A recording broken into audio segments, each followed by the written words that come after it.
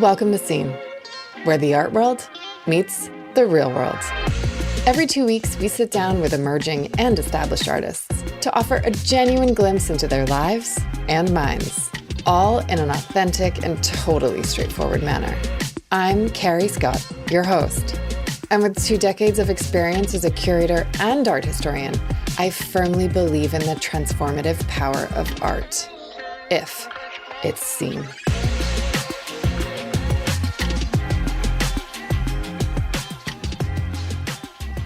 When Richard Phillips agreed to an interview, I was sure I knew exactly the sort of guy I was going to meet.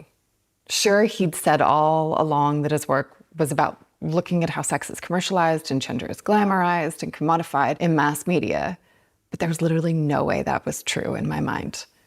I thought I was going to get some bro whose work appealed to the finance bros, and that's why he was now kind of out of favor. How wrong I was. Richard rose to prominence with his distinct style, bold aesthetics, and boundary-pushing, controversial works. He gained widespread recognition for his work featured in the TV series Gossip Girl. I mean, the man was interviewed by Derek Glassberg. He was the talk of the town throughout the early 2000s. However, his ascent didn't go on as it started. The work got really political, maybe too political. And as evidenced by the abrupt closure of his show, A Gagosian, sent shockwaves through the art community. Google that story and very little comes up. But Richard was more than happy to tell us all about it. And indeed, more generally open up about his work and why he does what he does. Perhaps my expectations were low, but I left so happy to have met this man, and indeed happy to have seen his work in person. His facility and agenda are both extraordinary. His art speaks to the complexities of modern life, exploring themes of celebrity, consumerism, and the intersection of art and pop culture. And I think the art world needs Richard right now, even if we don't really want to look at how ugly that side of things can be.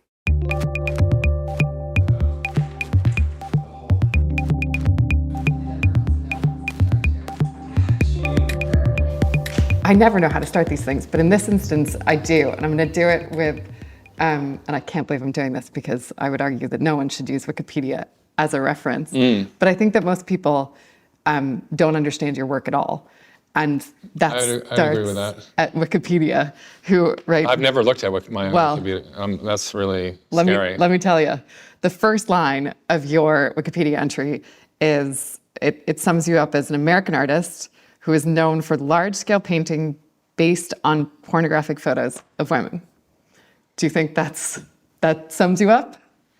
I think there is truth to that in the sense that I have done that as a part of my work, but I think that, and this has always been the case, that media, such as Wikipedia or other things, tend to focus on that fraction of my work because of the salacious aspect of it. And I think that, that those elements have been included in my work over the years, but as a, control against other aspects of society, like this, insofar as that sex is a part of one's life and the way that it gets represented, like outside of one's private scenario, is pornography, and it can have a positive, like sex positive aspect to it, but it also can have, a degrading and humiliating and self-humiliating aspect of it, that all of which I embrace with the work. So I would say that there is an accuracy to that, but it only tells a fraction of the story. But in some ways, the way that media tends to consume itself, it tends to focus on that. And you've also had this long career, right? Yeah. It doesn't just sit in that sort of pornographic portraiture. No, it actually started with fashion images. In 1995, I was walking home late at night in the East Village, and there was had been drawing and working on more narrative-based drawings and paintings at the time. And it was kind of a misty night, and I was across from the Slate Graveyard. I think it's on 2nd Street between First and A. And there was like a group of neatly stacked magazines. And I happened to look at them, and they were all like, fashion and stock photography magazines from like the late 60s and early 70s. And it had like some really beautiful, like very, interesting images. And so I made a number of trips at like 1 or 2 in the morning, like back and forth, to pick up all the magazines and brought them back to my apartment. And I started looking at what these images were, and it seemed to really fit the time in the mid-90s. Like it seemed to be a direct correspondence of it. Like you had like, in terms of music, with the Britpop music and all of that, and there was a kind of reciprocity going between imagery and sound and everything, which has always been important for me. At any rate, I basically just cut out a number of images and scaled them up and just and completely transformed my work and made large-scale images of fashion portraits with no, I didn't try to lend subject matter to them. I just painted them for what they were, and I combined that with a traditional method of painting, so that they were very beautifully made old school oil paintings, but of 1960s vacant, glossy, empty feeling. So for me, there was an idea of using the source imagery as a kind of way of creating space, but it wasn't a space in terms of a perceived space, but it was more like a psychological emptiness, because in the 60s, a lot of the images were of models voided of personality, voided of their psychology, and just being vessels. Yeah, vessels. And so I wanted the paintings to have a lot of psychologically empty space in them. And I ended up doing a large show of that in 1996. And so insofar as okay, you could say pornography is a part of it, but fashion was always a part of it. And I also ended up in later years collaborating with a number of different fashion entities before it became a thing. The fashion's relationship to the art world became so close. I ended up doing some things pretty early on with that. Have people talked to you at length about sort of appropriation versus misappropriation? I imagine you get stuck in that dialogue. Oh, you're taking an image from someone else and using it. Mm-hmm. Yeah. Well, I mean, that's always been a part of my work. And then, in fact, in 2009 at the Swiss Institute, I made an exhibition which was shown in New York and also in Switzerland called Painting and Misappropriation. And so the idea of willfully stealing work and changing the meaning and taking over the meaning and manipulating it and creating a false history with it and setting that up alongside of another artist, changing their history in a deliberate way to distort what they did and make it more about me, shows the kind of malleability and and how easily constructed so-called believable history actually is. So I have always used that idea of appropriation and in equal measure misappropriation as a way to disturb or interrupt normal pathways of gathering information, so that a falsehood can be as believable as the truth, which is in our context right now seemingly prescient in a way. Yeah, for sure. Yeah. Are you striving to make a direct copy? I mean, looking at the drawings that you've got up now and that you've been working on, mm-hmm. they're almost better than the photographs themselves, mm-hmm. because they have more. They're not those portraits. They're not vessels. You can see the personality of your sitter, the celebrity, or yeah. What? How do you feel about pushing past sort of a mimetic representation, just a direct copy?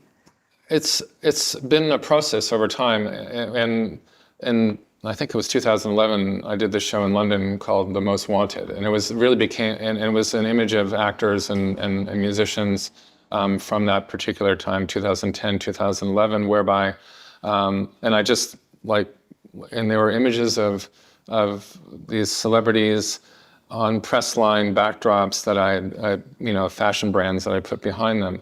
And they were very much still in that sense of like this kind of voided, like celebrity.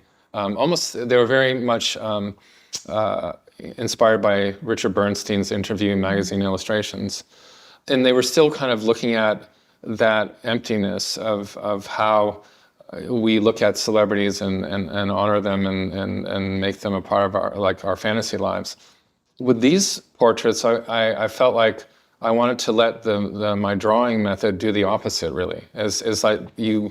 Now that we have much more like social media and things that we can just are constantly scrolling and constantly like TikTok and all that, like everything is taken in extremely small bites.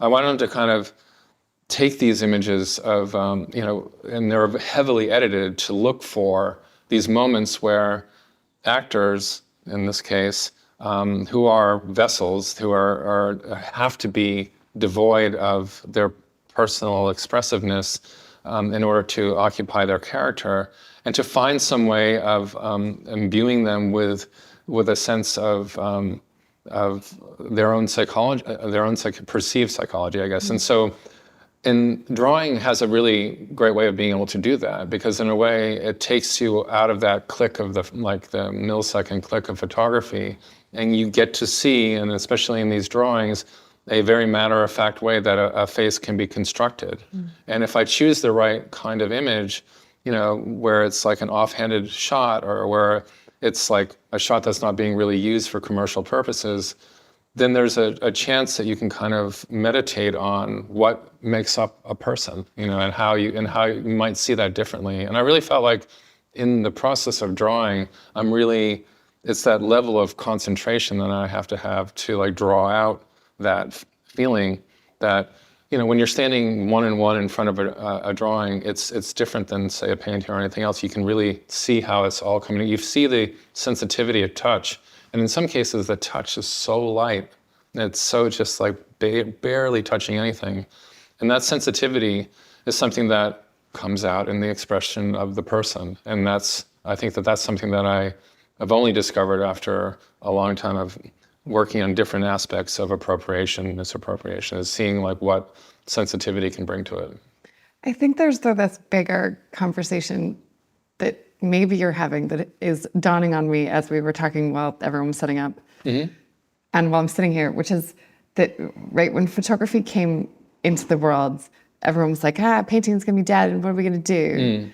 Mm. And there feels like that you're like bringing that dialogue into painting almost, and talking about photography in your work in a way.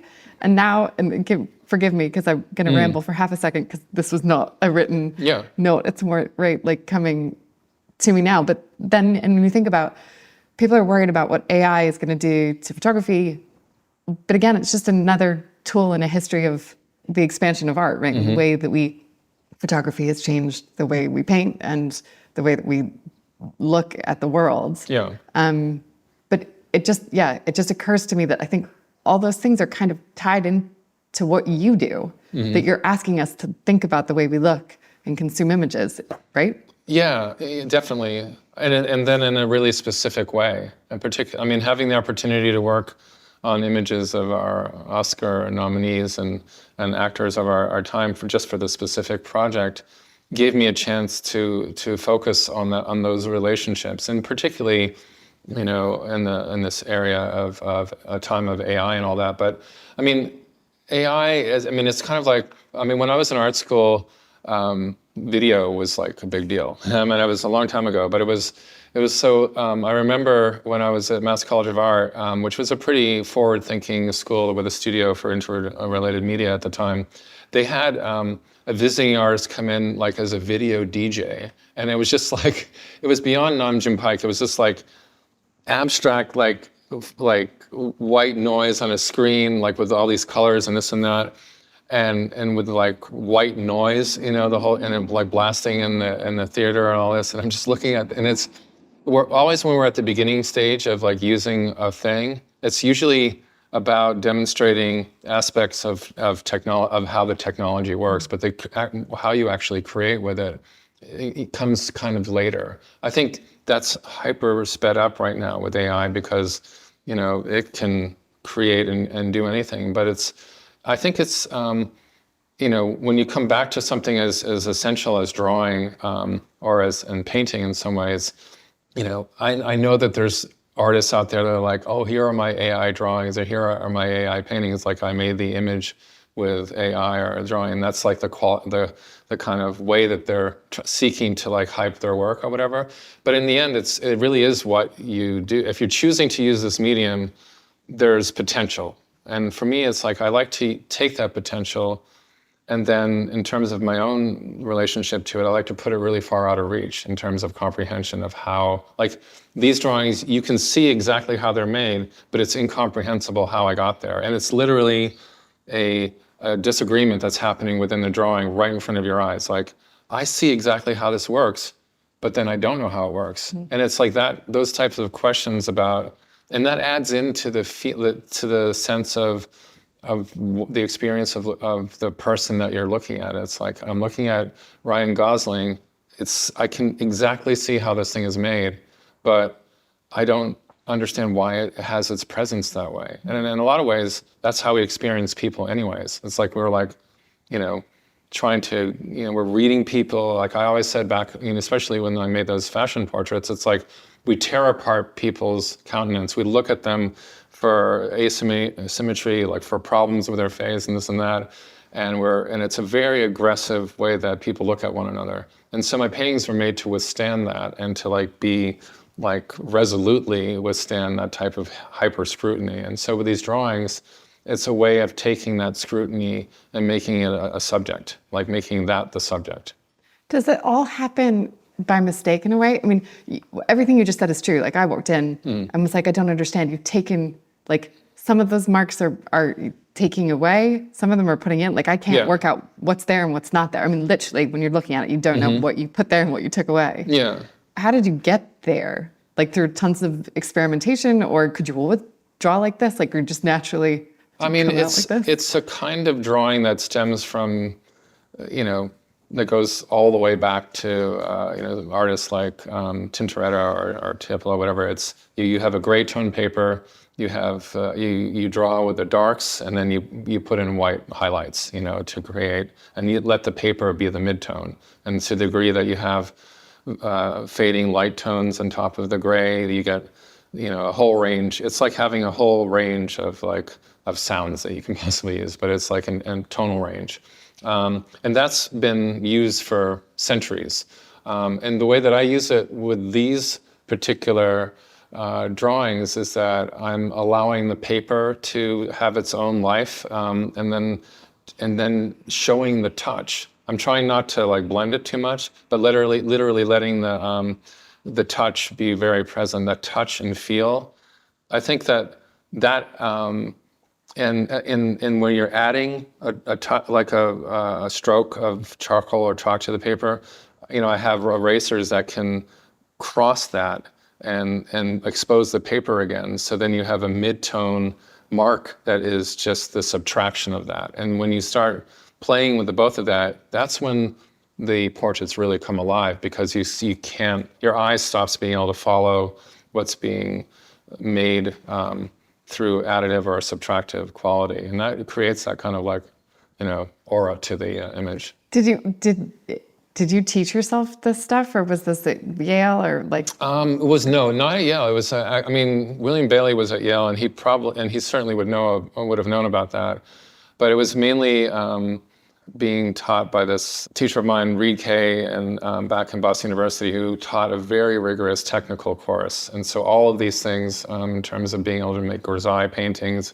you had to, and I also had to take anatomy, and you had to take written tests, and then you also had to do demonstrations. You had to be able to demonstrate that you could do it on paper. And then also for all the technical aspects of oil painting and preparation and for drawing, you had to be able to demonstrate that. You had to answer it by writing down the formulas, but then you'd also have to be able to demonstrate that you could carry that off. And that's it goes back to the École des Beaux-Arts and where my great-grandfather went. And so it's like those types of methods that I rebelled against when I finally got to Yale. Like I stopped doing all of that and I started making sculpture in the painting department.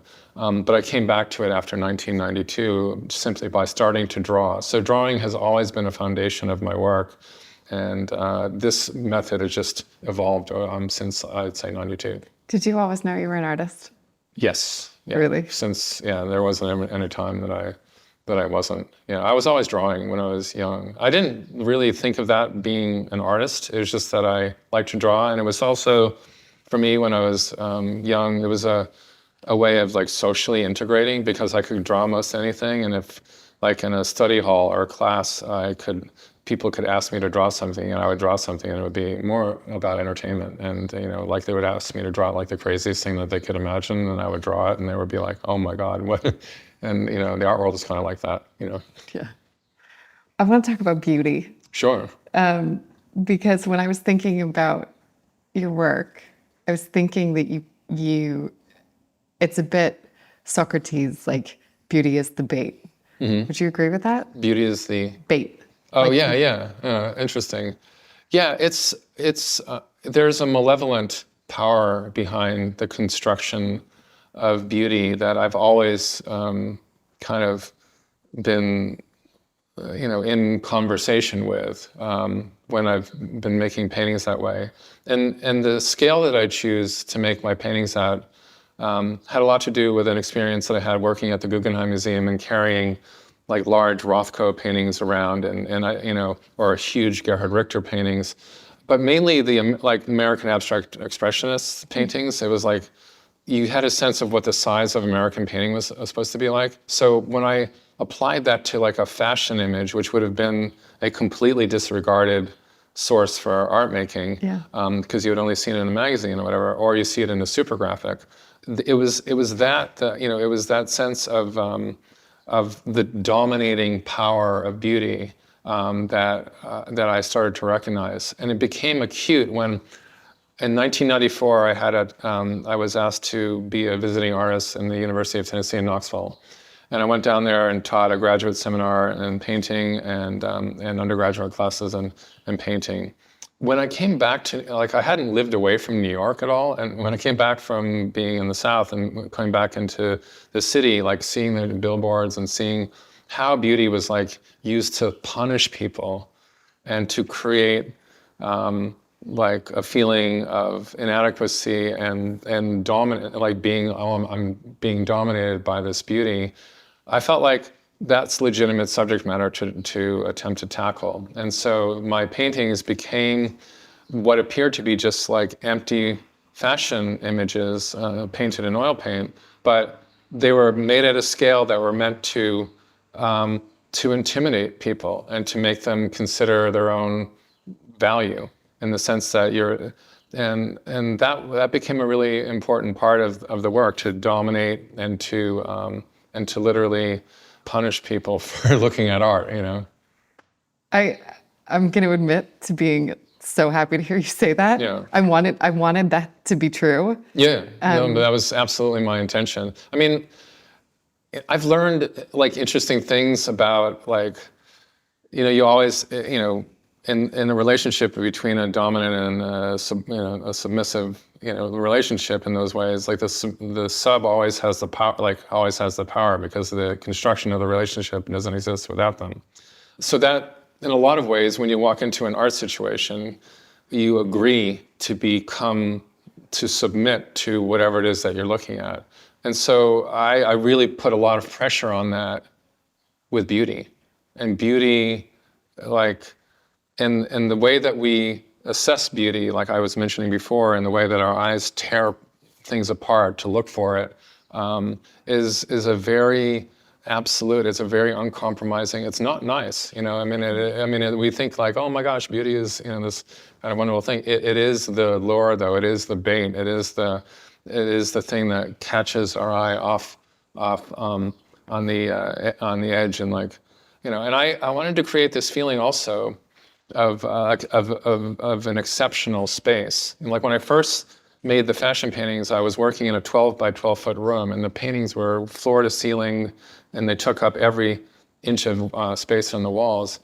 And my feeling was is that I wanted to make like a highly energized space with this kind of energy, where you could like hang out with it and it would just be like super intense that way.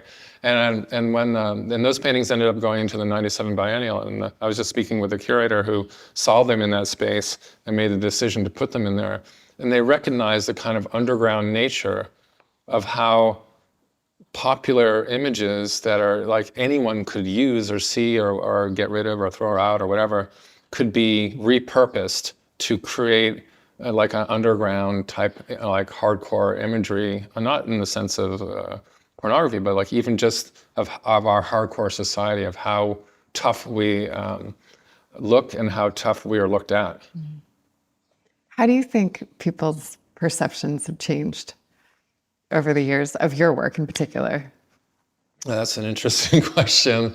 I think it's a lot. I mean, I think Wikipedia is like kind of a fair take on it, because I think that, you know, in this country, a lot of my work has been read without the dialectic and without the discourse that my work was initially, you know, I did a show in 1996 of large-scale paintings at Edward Thorp Gallery in Soho, but then after that, most of my shows were in Europe, because they could see the critique that was inherent in the work that I was doing, the work that, you know, incorporated the fashion imagery, incorporated adult imagery, you know, it was like, which I think is funny, and also, but it was really the conversation between images. Like in an exhibition I did in Cologne, there was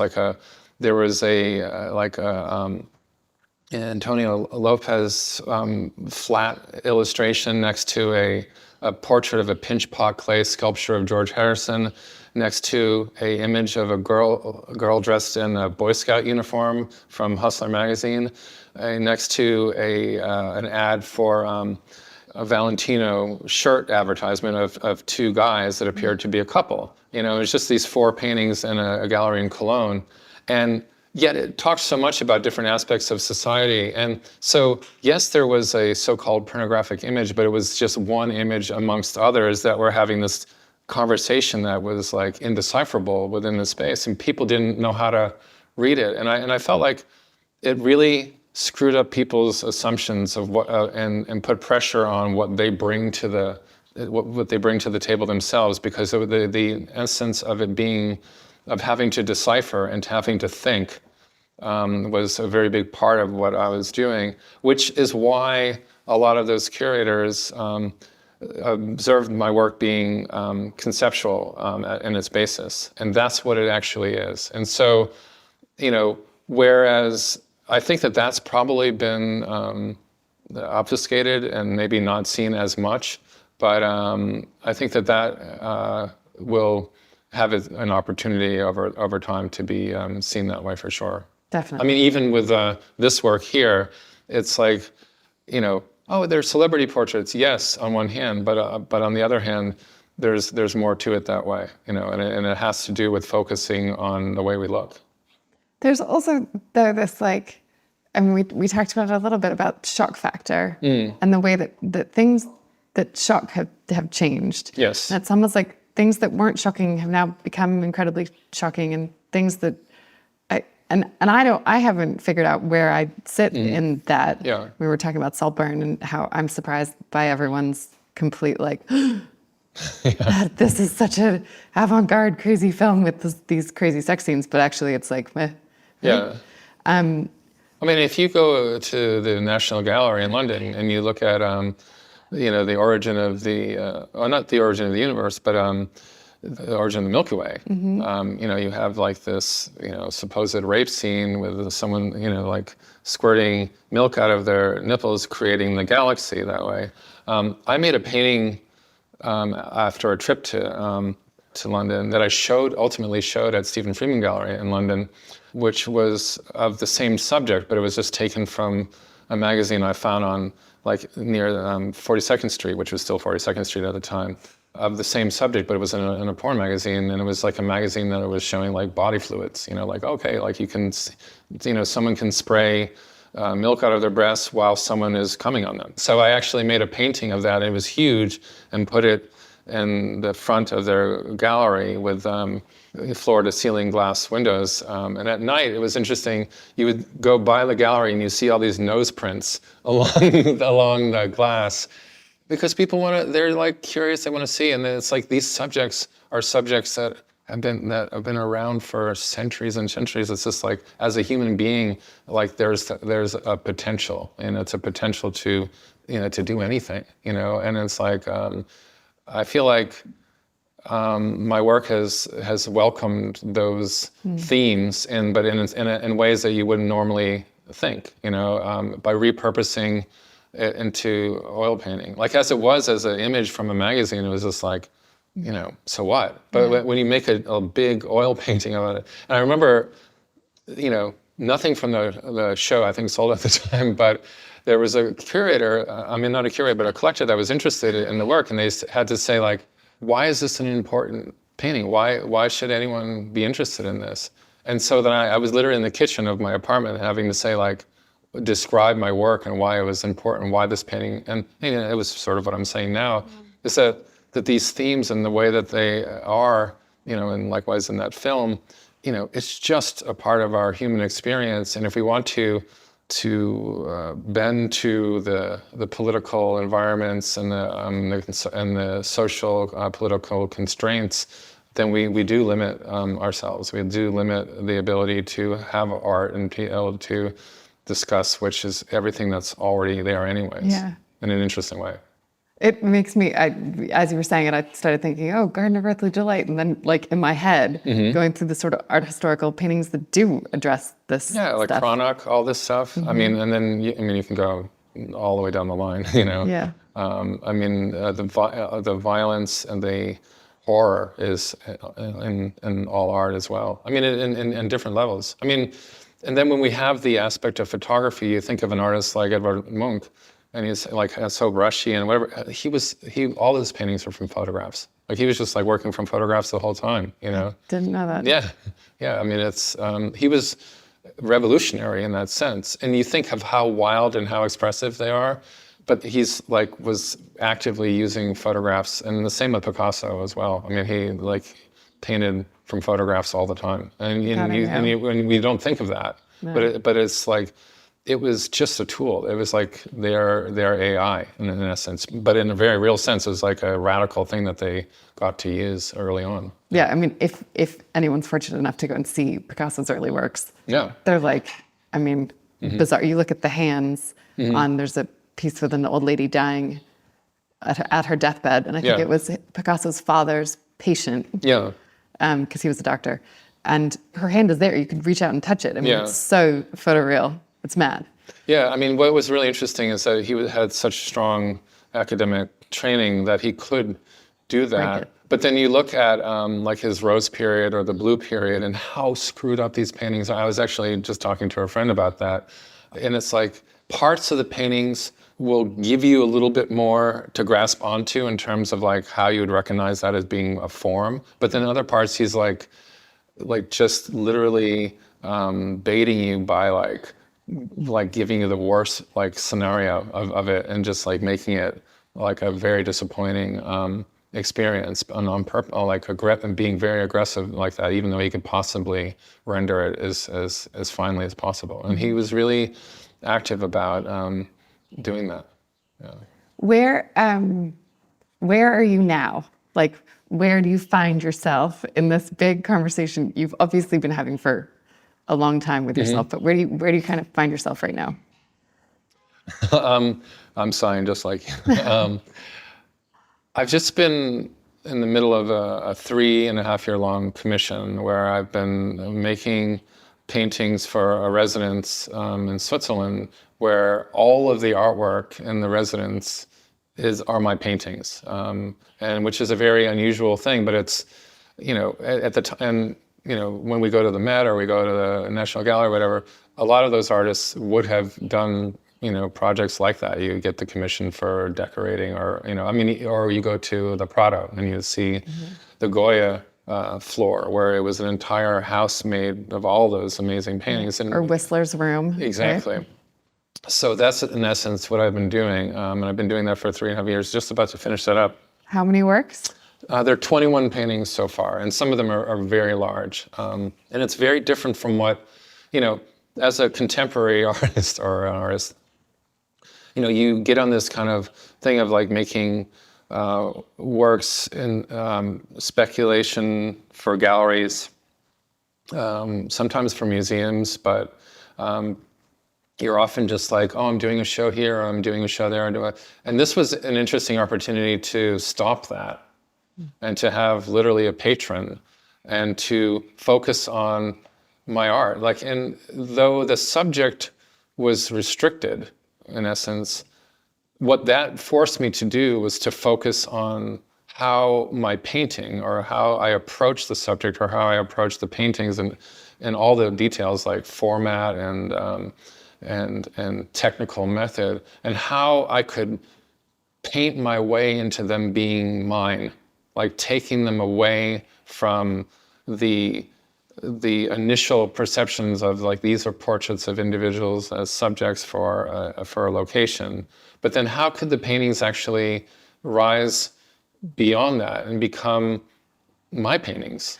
And I found that had to happen, like I had to literally paint through them, which is an abstract way of thinking about it. Yeah. But it caused me to like train to be able to open myself to ways of painting that I didn't really use before by like actually like in some cases changing the painting like many times over because it just wasn't getting there. And like there was one painting of this individual, Frida, that I don't know how many times I repainted the painting. And I never would do that because before it was more about like painting up to the image and then like making the image what it was, and then that was it. And it was almost more of a performative thing. Like you think like going to see at a Broadway show, the performers, they perform, Hamilton, and then they perform it again the next day or in the matinee, and it's sort of like, but what this really required me to do was like, just look so much harder and to put a lot of pressure on myself to see beyond what was initially there and to have the courage to actually change it and to draw out of it the psychology. And a lot of that experience has directly resulted in this kind of expressive outbursts in these actor images. And there was another painting too that by all accounts, it looked finished. But because I had the painting in the studio longer, there was something about it that wasn't right. And it kept bothering me like day in and day out. I walk in here and then the painting looked finished. And then I went back in and I completely repainted the painting. And it was like so scary because you go back into it and you could really wreck it. And I like literally just went over the entire thing. And it came out much better. But I remember that it's the feeling that you have coming up to the point where you have to do it. Yeah. And it's not a great place to be. Would you not ever just be like, okay, you know what? Let's leave that one there. And then let's start it again over here. Just in case. Like, have you ever done that? Or is that just so risk I've had to actually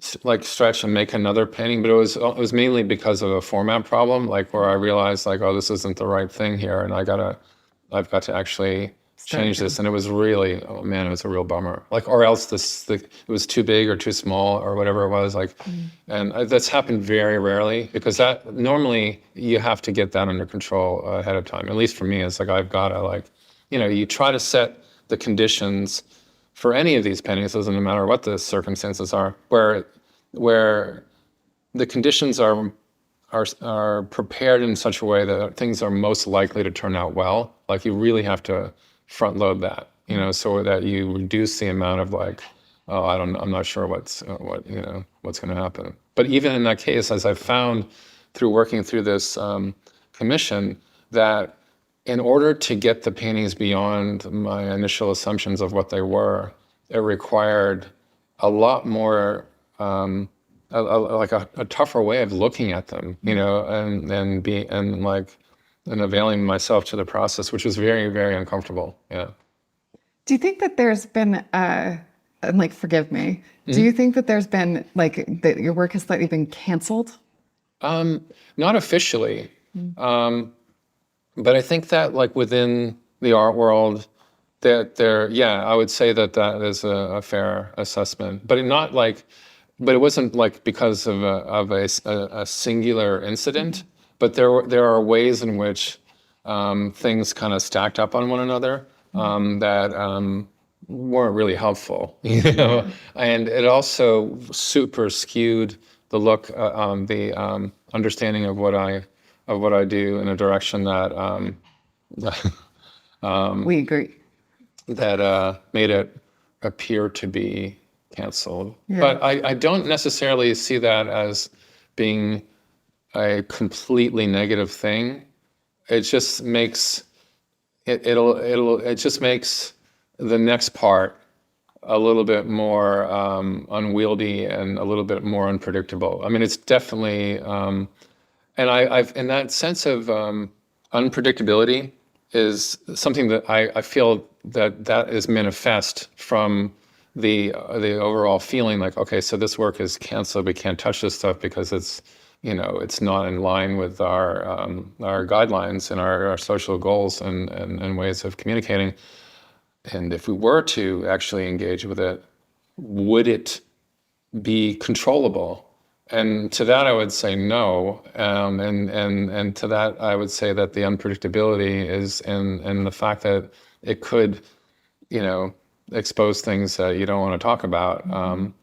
Is probably makes people reticent about, you know, oh, I don't know, I'm not sure about this, you know. And I think that I've always felt that sense of destabilizing the experience of looking at art. Again, when we look about that sub-dom type of, you know, relationship when we walk into these big, beautiful galleries and museums, it's like, well, what are you there for? Like, what are you up for? What are you doing? You know, and I have to ask myself that.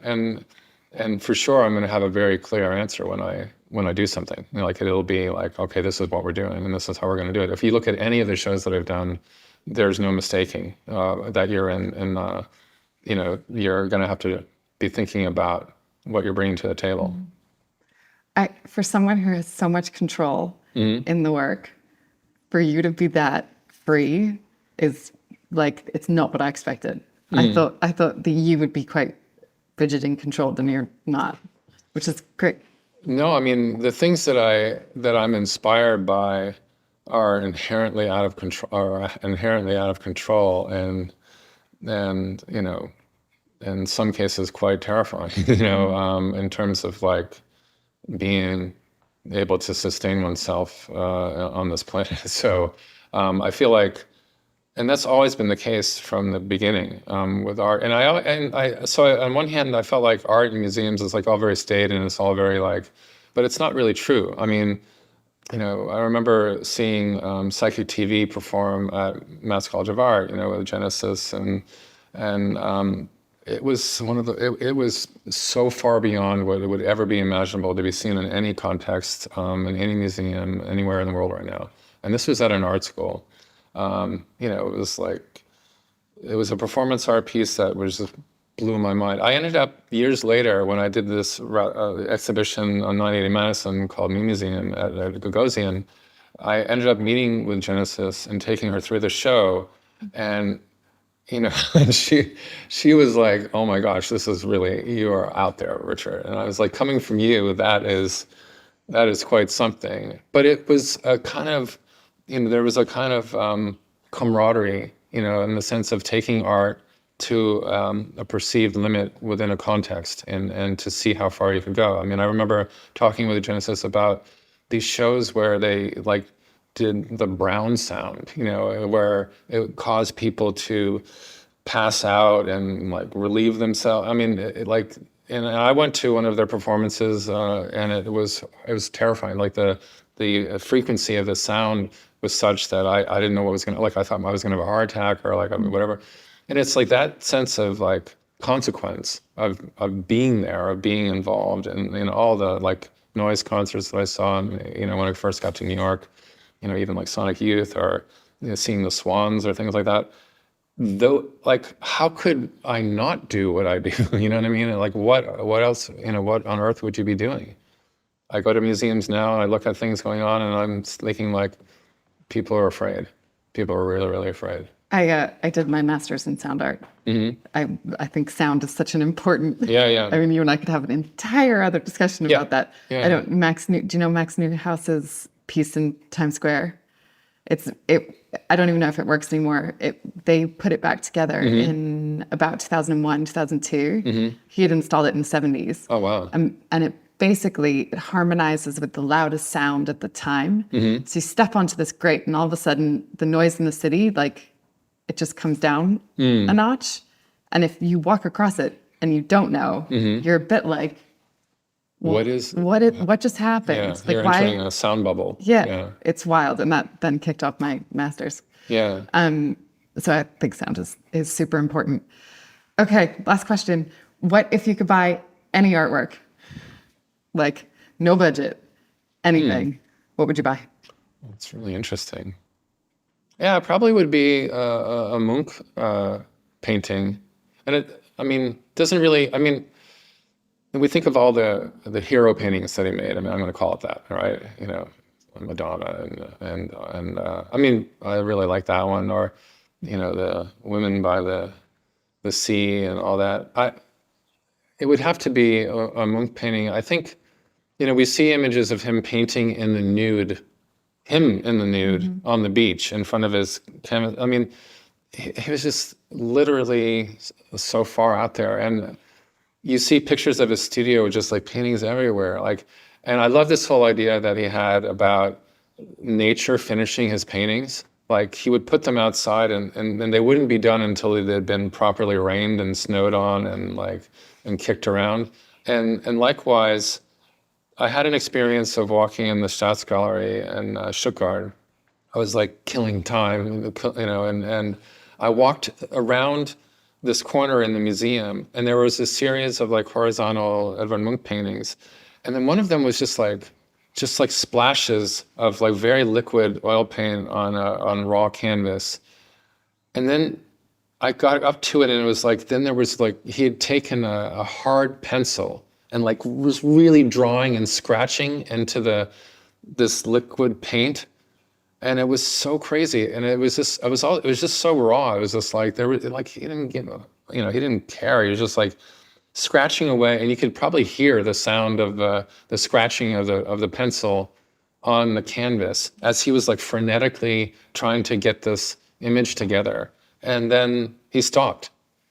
And that was it. And then I'm sure his dealer at the time, when the people came by, were like, this is what he's doing right now. I don't know what to tell you, but and then I'll take it, And then they gift it to the museum, and then I got to see it later on that way. But I think that there's an aspect of his spirit that I really always connected with. I think I wrote a paper on him in high school, and that's probably my first like official like recognition of how an artist could affect me. And so I think, with all the possibilities of like, would have nothing to do with evaluation. It'd have more to do with that frenetic energy and the commitment to doing absolutely whatever it takes with whatever you have to come forward with your ideas and feelings about art and using that as a way to communicate with people.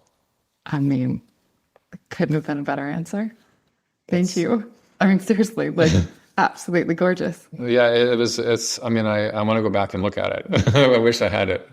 That's something is the kind of thing you want to have up at the house, because every day you'd be like, what is this thing?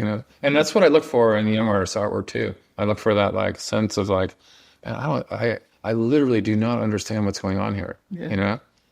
And I recently had this experience where I understood, like going to see a big show and understanding a little bit too much of what was going on here. I like when it's been put far out of reach, where I'm just like, oh my gosh, what is this? I don't know.